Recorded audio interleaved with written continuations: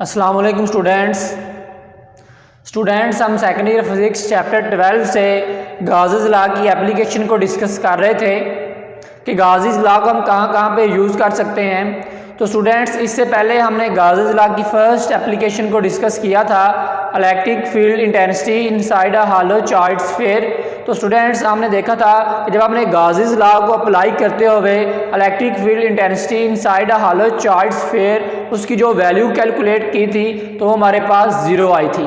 तो स्टूडेंट्स आज हम गाउस लॉ की जो सेकंड एप्लीकेशन है electric intensity due to an infinite sheet of charge उसको डिस्कस करेंगे कि हमारे पास एक electric field intensity due to infinite sheet of charge जो है उसकी वजह से जो इलेक्ट्रिक फील्ड इंटेंसिटी की वैल्यू आती है किसी पॉइंट पर तो वो कितनी आती है। तो स्टूडेंट्स उसके लिए मैंने क्या किया, एक इन्फिनिट शीट ऑफ चार्ज जो है उसको कंसिडर कर लिया और इन्फिनिट शीट ऑफ चार्ज का यहाँ पे कुछ पोर्शन मैंने यहाँ पे शो करवाया हुआ है और इस इन्फिनिट शीट ऑफ चार्ज की वजह से हमने किसी एक पॉइंट पर इलेक्ट्रिक फील्ड इंटेंसिटी को जो है वो कैलकुलेट करना है। तो स्टूडेंट्स इससे पहले हमने देखा था कि जिस जगह पर हमने गाउस लॉ को अप्लाई करना होता है, इनके गाउस लॉ को अप्लाई करते हुए जब हमने इलेक्ट्रिक फील्ड इंटेंसिटी की वैल्यू को कैलकुलेट करना होता है तो उसके लिए ज़रूरी है कि हमारे पास क्या हो, हमारे पास एक क्लोज इमेजिनरी सरफेस हो, यानी कि जिस पॉइंट P पर हमने इलेक्ट्रिक फील्ड इंटेंसिटी की वैल्यू को कैलकुलेट करना है वो पॉइंट P एक क्लोज इमेजिनरी सरफेस के अंदर होना ज़रूरी है। ठीक है, तो उसके लिए यहाँ पे मैंने एक क्लोज इमेजिनरी सरफेस ले ली,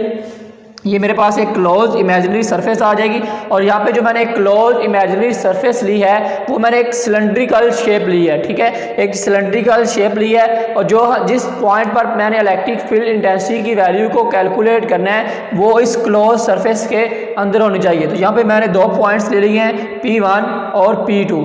इन दोनों पॉइंट्स पर अगर मैं इलेक्ट्रिक फील्ड इंटेंसिटी की वैल्यू कैलकुलेट करूँगा तो मेरे पास ये दोनों पॉइंट्स क्या होने चाहिए, इस क्लोज इमेजिनरी सरफेस के अंदर होने चाहिए। तो ये जो मेरे पास एक क्लोज इमेजिनरी सरफेस है वो आपके पास बिल्कुल इस बोर्ड मार्कर की तरह है। जैसे इस बोर्ड मार्कर की 3 सरफेसेस हैं, ये आपके पास क्या आ जाएगी, एक सरफेस S1 आ जाएगी, ये आपके पास क्या आ जाएगी, ये आपके पास दूसरी सरफेस S2 आ जाएगी और ये आपके पास एक उसकी क्या आ जाएगी, कर्व सरफेस आ जाएगी। अब हमने क्या करना है, सिंपल इन तीनों सरफेस की वजह से जो इलेक्ट्रिक फ्लक्स प्रोड्यूस हो रहा है उस इलेक्ट्रिक फ्लक्स को हमने क्या करना है, कैलकुलेट करना है और लास्ट पे इन तीनों सरफेस का जो इलेक्ट्रिक फ्लक्स आएगा उसको ऐड कर देना है। तो स्टूडेंट्स हम क्या करते हैं, अब हम जो है इलेक्ट्रिक फील्ड इंटेंसिटी की वैल्यू को कैलकुलेट करते हैं। तो चूंकि यहाँ पे हमने देखा हमारे पास बहुत ज़्यादा नंबर ऑफ़ चार्जेस हैं, यहाँ पे बहुत ज़्यादा नंबर ऑफ़ चार्जेस हैं, तो जिस जगह पे हमारे पास बहुत ज़्यादा नंबर ऑफ़ चार्जेस होते हैं तो वहाँ पे हम क्या करते हैं, सरफेस चार्ज डेंसिटी को इंट्रोड्यूस करवाते हैं। तो स्टूडेंट यहाँ पे हम क्या कर देंगे, सरफेस चार्ज डेंसिटी को इंट्रोड्यूस करवा देंगे,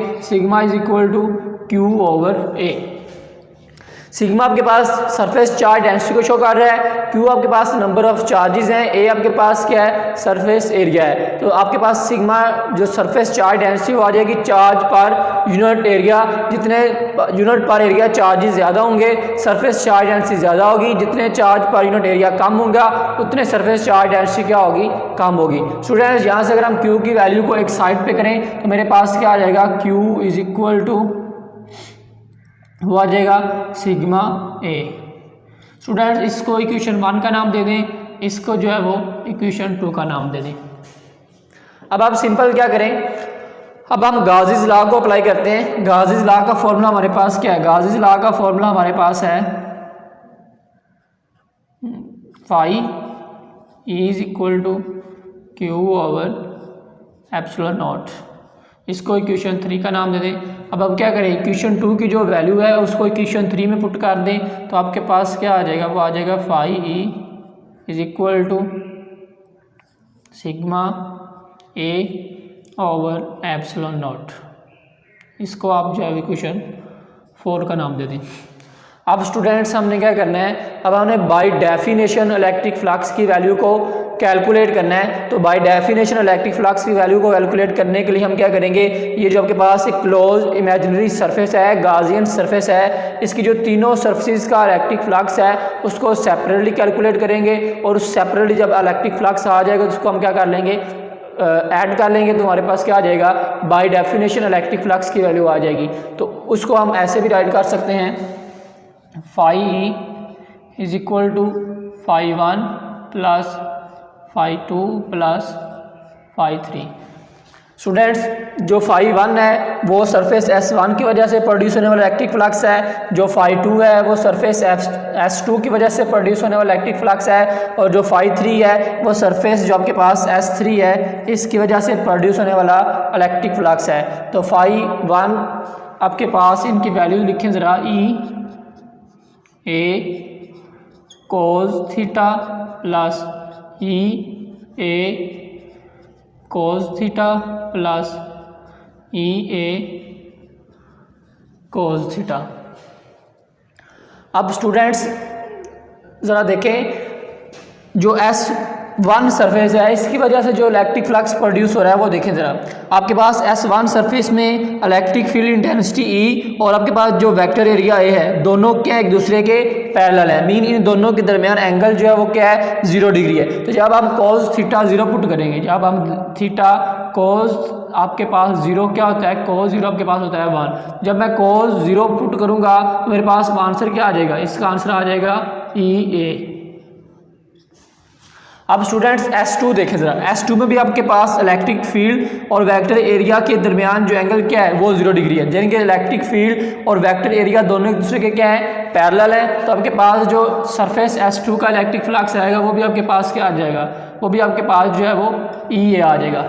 अब स्टूडेंट्स आप जो है S3 जो सरफेस S3 है इसकी वजह से जो इलेक्ट्रिक फ्लक्स प्रोड्यूस हो रहा है उसको देखें ज़रा।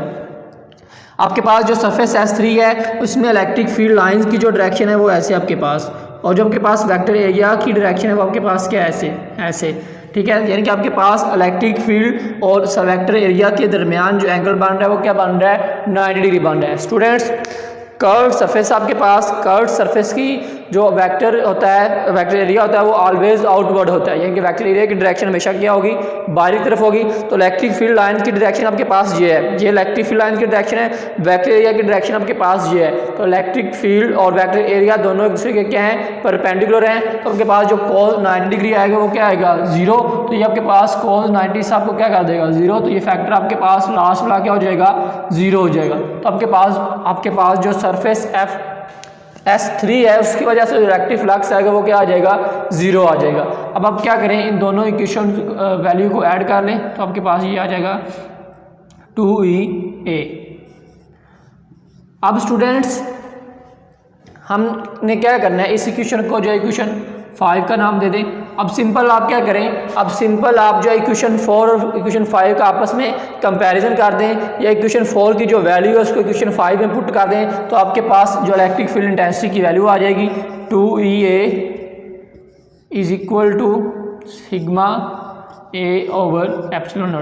स्टूडेंट्स मैंने ये क्या किया है, मैंने इक्वेशन 4 और इक्वेशन 5 इन दोनों का आपस में कंपैरिजन किया है। दोनों इक्वेशन का आपस में कंपैरिजन करने से मेरे पास जो वैल्यू आ जाएगी लेफ्ट हैंड साइड दोनों इक्वेशन इक्वल है तो राइट हैंड साइड भी क्या आ जाएगी इक्वल आ जाएगी। तो यहाँ से अगर एरिया देखिए एरिया से क्या हो जाएगा कैंसिल हो जाएगा, तो आपके पास E इज इक्वल टू ये 2 उधर जाके क्या हो जाएगा डिवाइड, तो sigma over 2ε0 electric field intensity की वैल्यू आ जाएगी due to an infinite sheet of charge. ठीक है, यानी कि इन्फिनिट शीट ऑफ चार्ज की वजह से हमारे पास जो इलेक्ट्रिक फील्ड इंटेंसिटी की वैल्यू आएगी वो क्या आ जाएगी सिग्मा ओवर 2ε0। स्टूडेंट यहाँ से शो हो रहा है कि आपके पास सिग्मा जो है सरफेस चार्ज डेंसिटी है, जितने किसी सरफेस पे चार्ज बढ़ते जाएंगे यानी कि चार्ज डेंसिटी बढ़ती जाएगी, चार्ज डेंसिटी बढ़ने से हमारे पास क्या होती जाएगी इलेक्ट्रिक फील्ड जो इंटेंसिटी है वो भी बढ़ती जाएगी। तो स्टूडेंट्स ये था हमारे पास electric field intensity due to an infinite sheet of charge.